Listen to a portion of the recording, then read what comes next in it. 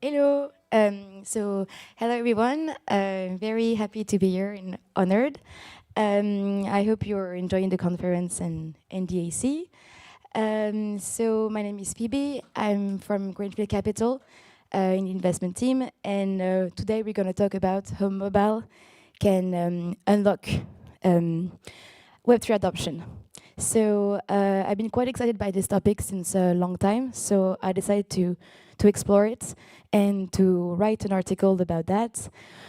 And the idea was to be looking as much as Web3 infrastructure that is or helping to create a mobile native application, then also what is happening in the Web2 ecosystem. So, for example, like Revolut, Trade Republic, and Robinhood, not to mention too much. So I've been very interested, but also exactly what I was saying, like what is happening also in the Web3. So, for example, a company like Privy or Turnkey in terms of security, notification, EIP 77 for O2 for gasless sponsor transaction, and etc. And so if you're interested, don't hesitate to reach one of us at some point. I've been quite excited for a very long time, and as I was saying, I've been like looking at a lot of what the Web2 was already doing and how much did they expand, especially one big use cases, which was Robinhood. Little did I know it would be like the topic of the whole week. But what they've been like doing for a couple of years, they decided like 10 years ago to go completely on mobile, while everybody else was on desktop, which was quite impressive and scary, but it went quite well since today they were like 25% of the retail market and 3% of the volume of the stock market, which is like 1.6 trillions. Quite impressive, but I think it's as important as what I think it's a great example for the next generation of the Web3 application. And so I decided to invite two people to discuss a bit more about it, who have been true believers on the mobile application and who are building in the Web3 right now. So here is Com and David. Hi everyone, my name is Com. I'm the country manager for France for Coinbase, where I lead basically localization of the product, marketing rails, and also regulatory developments. Exciting news regarding the regulatory developments. We received our MiCA license a couple of weeks ago, which obviously unlocks a lot for us in the country, in the region, and really excited to be developing the region as well. Exciting to be here on this panel. Thank you for the invitation. Hello everyone, I'm David. I'm the co-founder of Rebind, which is a mobile-first DeFi app, mostly technical, so I have an engineer background in DeFi for a few years. And happy to discuss mobile today with you. So for me, the first question that I really had was, okay, so they all decided like 10 years ago, the Web2 to be only on mobile or mobile first. And us, 10 years ago, we were like, why mobile when we can be on desktop? And for sure, there is like multiple reasons for security and infra, and we didn't have all this new infrastructure innovation that we have today. But what were like really the barriers that we had a couple years ago, and why did we choose to go to the other direction? So I guess that the issue is mostly technical. So for a few years, the tech was not there. I mean, DeFi has been originally done on desktop, where you use like a wallet extension. If you want to have the same experience on mobile, you need to first go to like an optimized version of the website on mobile, go back and forth to the wallet extension. So it's very not usable and very far from what we can see in the banking or financial classic apps. So good news is now the tech is way more ready. You mentioned before like wallet infrastructure like Privy or Turnkey that now let you have an embedded wallet directly. So you have smart accounts, you have gas subsidies, you have batching of transactions. So now the experience you can have on mobile is way closer than what we have in like traditional banking apps. And I think this is the perfect moment to build on mobile. So the remaining topics now is how, because DeFi has been done for a few years now on desktop, how you can bring these complex interfaces into something like the size of a mobile phone. So that's the issue. Yeah, because I was like discussing during my article with some people with some testimony, and they've been saying, yeah, why would I be on phone where I have like several like big amount of like crypto to send? I want to do like DeFi strategy. It's quite complex. How can a small phone can put me like all the information I need to be sure of my transaction? So how does Rebind you think can fix that kind of problematics? Yeah, that's a hard topic. So of course, on phone you have less pixels, so less space, but you need to highlight the same amount of information. So what we do at Rebind is we say, okay, the user wants to do something. There is an intent. I want to swap A for B. I want to deposit this and this strategy, right? So what we show to the users is first what he wants to do from A to B. And then some of them wants to see, for example, okay, but I want to swap, but which is the route? What would be the path for my swap? How big is the fees? What are the chain I'm going from and to? So what we do is like a progressive disclosure of information. So you start from what user wants to do, and for the ones that want to go a bit deeper, we show more and more information around the path. And like for you, like Coinbase, so I know that you've been like more and more into the idea of like mobile, and most of like, I mean, a certain amount of percentage of people are now using your mobile application. Why would you think it was the good idea first for other people to build on mobile, and also for you to get more and more involved in that area? Yeah, I think that's a good question. I think we need to start with like where adoption is today. When you look at the figures in France, we have 6.5 million people holding crypto currently. That's about like 12 or 10% of the population. And 70% of this population is either like millennial or Gen Z. And the interesting with this population is that these are people that have lived and grown with like mobile first approach, be it ordering food on your mobile, having like investment strategy on your mobile, dating on your mobile. And so now this is like also a great way like to embrace more and more the financial system for them on mobile phone. And so the adoption is here and the tech is now here as well. We discussed also like smart wallets. This is like a major innovation in the space to bring more and more people also on mobile to access DeFi protocols, DeFi application as well. When we look back at the experience to like create a wallet for someone that was new to the DeFi space, it was like a 15-step, really painful process. And now thanks to smart wallet, you just forget about the technical difficulty and you just focus on the application and getting like exposed to the DeFi world. So I think both like the adoption and now the innovation out there for us to just go big on mobile. Anyone, anything to add? No, yeah, I agree. I think that, as we mentioned, the tech is here now. It's way easier to onboard newcomers thanks to the technology. So what we had before is with the seed phrase, everything is from the past now. So yeah, we are very close to be fully compatible with what we have now in Web 2, let's say. But, yeah.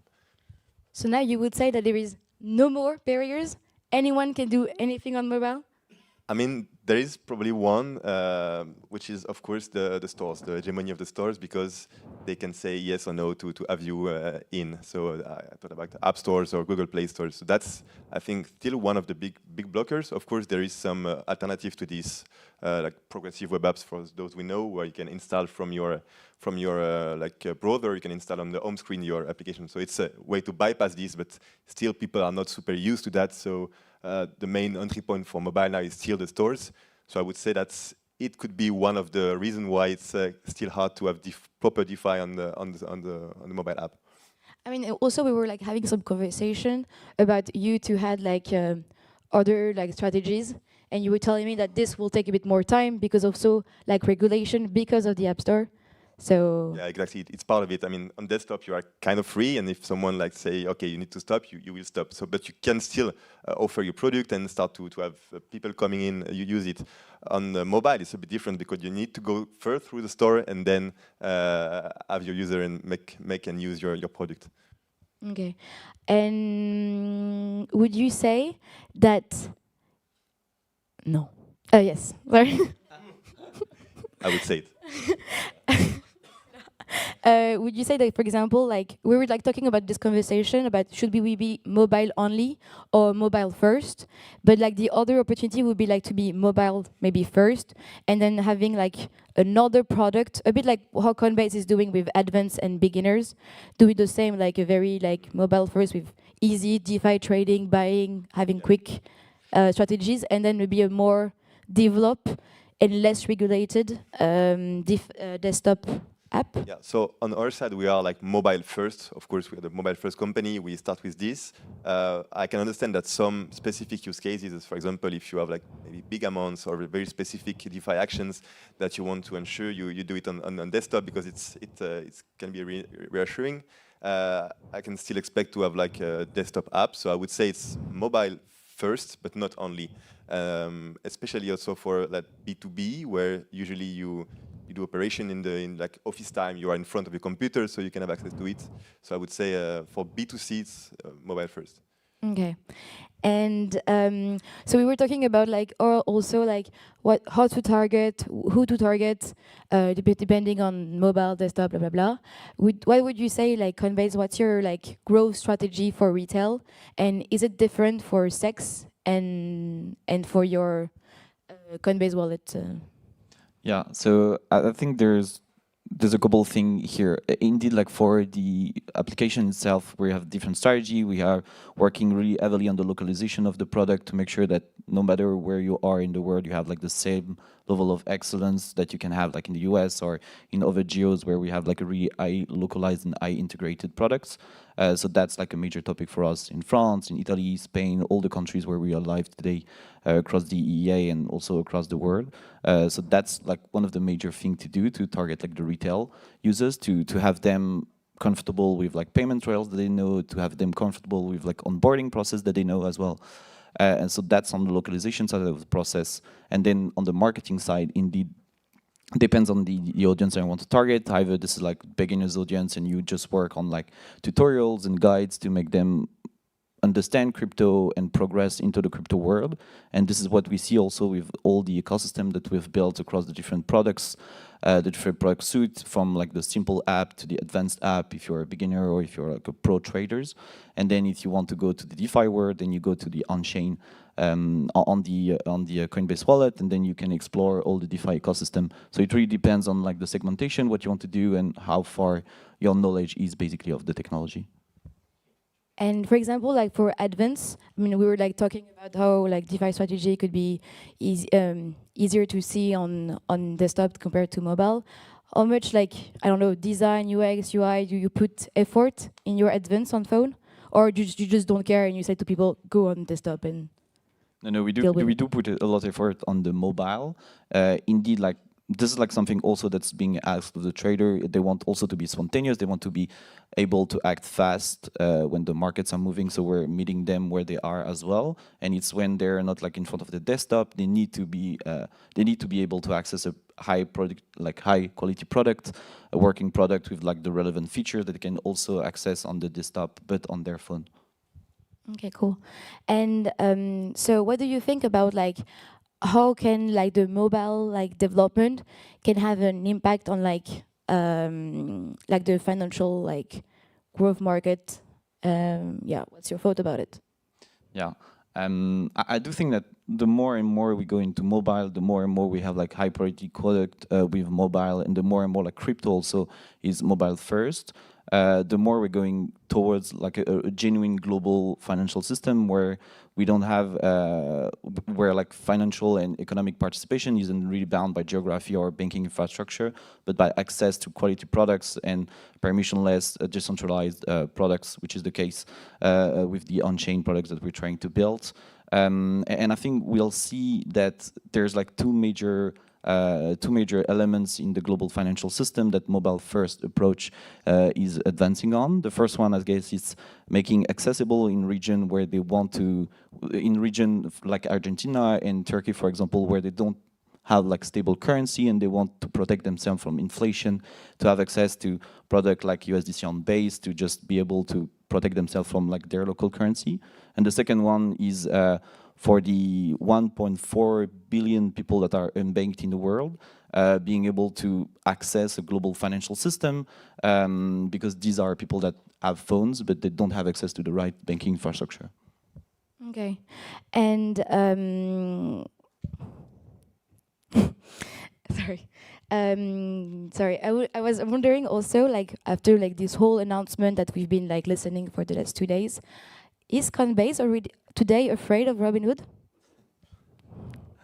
I guess like this is a good thing also that we see new players like the new fintechs, like whole fintechs, sorry, go more and more into the crypto space, because this is also a testimony to the journey that we've been on with like more and more adoption by retail users. So I think it's a good sign for the entire industry. Coinbase has like a crypto native platforms. We're always pushing like the space further, and we kind of see three phases of adoption. The first one is crypto as an asset itself, like a tradable asset, and this is where everyone is positioning themselves at the moment. But there's like more important, like different phases that are the revolution of the financial system. That's something on which we're working really hard with product like Based, stablecoin, making sure that we provide the right infrastructure for the financial markets. And then the last one is obviously like going more into the application phase. And this is somewhere where we work like with Base and the wallet. And then we didn't forget you. How Rebind today can actually challenge something like Coinbase Wallet? Do you really have some product more innovative and as good as what they're building right now in DeFi? I mean, we are afraid of big players like this. No, joke aside, I think our strengths at Rebind is that so first we are new, so we have no legacy. We don't have any like centralized entity on the side, so we can build product that like serve the DeFi cause without any, I would say, conflict of interest maybe, or we don't cannibalize another product because of an integration of a DeFi product we have on Rebind. So that's, I think, a great strength. So of course, I agree with Com. It's very nice to have more and more players coming in, even coming from purely fintech. We love to see it. It's a testimonial of the necessity to go full on DeFi, full on mobile. So it's a big plus for us. Of course, we have pretty small team, so we need to double compete, being even more like pushy. But I'm very confident about the future of Rebind in this whole ecosystem. Okay, cool. Now another topic which is very like mobile first is payment, peer-to-peer payment, and anything else. How are you both going to integrate it in your application and product? Yeah. I think it's a very great use case of mobile application. Of course, it's a nice vertical. At Rebind, we have already like a kind of payment in place where you can basically you create a wallet, an account, you have a username attached to you, and you can send to anyone or send a payment link. So I think this is a nice use case. It's not the core of our application. I think some will do it very well, and it will be like very specified product. We see with Kraken launching Crack, for example. Maybe Coinbase, you have other solution on the side for this, but I think this is a great addition. Yeah. Yeah. To build on that, obviously, payment is a core narrative at the moment for us as well. Payment stablecoin, this is something that we're really focused on, be it on the retail side, but also on the business side. We just launched a product called Coinbase Business to also allow payment for businesses around the world to leverage the stablecoin infrastructure. We have the stablecoin team from Coinbase, first row, if you want to say hi as well. And I guess, yeah, on the P2P payment, we've seen like for non-crypto infrastructure, it was really painful if you wanted to send money abroad, if you want like to send money offshore. And now with like stablecoin and infrastructure like Base, for example, you can have like payment in less than a cent for less than a second, and this is something quite revolutionary. So yeah, the payments is really something at the core of what we built today. The wallet, our wallet team also are working closely on this subject, and they're revamping the entire like wallet experience with like payment at the core of it as well. Great. another question that I had was, now that we've been like another like very features that everybody is talking about is AI agent and agent in general. How both of you AI will be integrated in your product. So maybe David, you can start. Yeah, sure. So of course, this is like a very big topic at the moment, AI agents and how we will interact with blockchain in the future. For now, we are building an interface at Rebind, so we are still have the mobile app, but I have a strong conviction that in the next coming years or even months, people will interact way differently than what we have now. So it will not even be like desktop versus mobile. It will be like how we interact with our finance. It could be like by voice, by chat message, by just having autonomous agents. So this is something we are experimenting internally, not the core focus now, because I still think we'll need interfaces for that. But of course, it needs to be added in the mobile app, in the whole experience, being able to drive your finance from text or voice, or even in an autonomous way. Yeah. And you? Yeah, obviously, like AI is also something that we're working really closely on, be it as like an internal team using like AI tools to make us like more efficient, to have like more analysis on data and to build better product basically. And then on the user experience, we're also like working on different products. We have some AI agents to help you like also launch mini apps on Farcaster, for example. So we have like different integration. Ooh. Yeah, what would be like the next thing that you want to see on mobile? Like what as like also user, what would you like to push in each of your companies? What do you think that should be there in the market and that we need to add? Wow, this is a pretty broad question.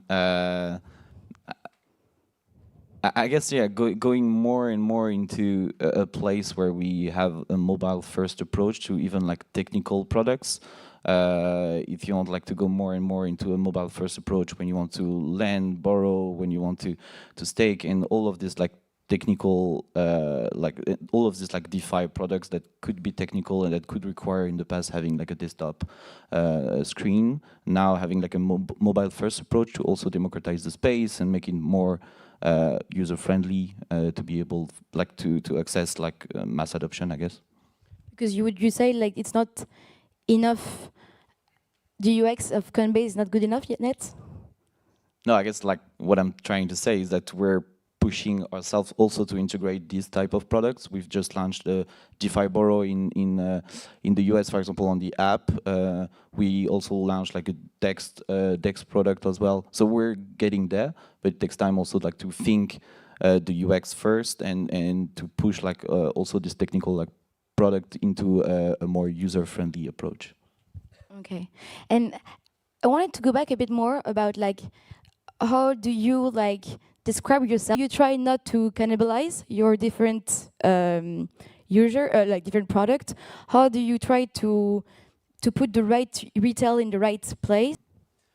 I guess we're just trying like to meet the user where they are. If they want like a simple interface, go use like the Coinbase app. This is like really user-friendly interface for you to use. If you need like technical products, go technical financial products, go to the advanced app. If you want to go to DeFi world, be my guest. Like we really want to we have at our core like to build like the most secure and easy to use products. So on each of these different categories, be it like the beginner, the advanced trader, the DGen, DeFi, we're trying like to meet their needs with the right product.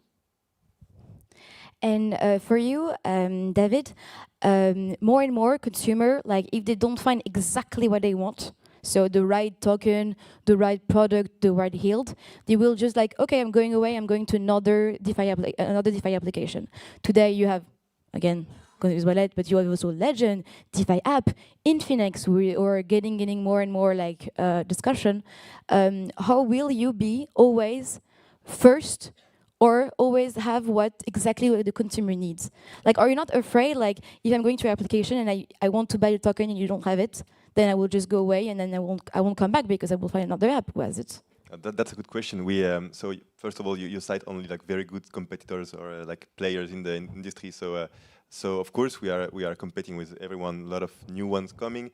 I guess at some point you need to choose your targets for who you are building. Rebind is by definition very simple. It's not like a super app where you can have everything. We try to have as much DeFi product as possible. I mean, in a sense that we do some kind of curation where we think, okay, this product is very nice to have. These strategies are nice. Tomorrow maybe we're gonna have the ability to lend and borrow on Rebind directly.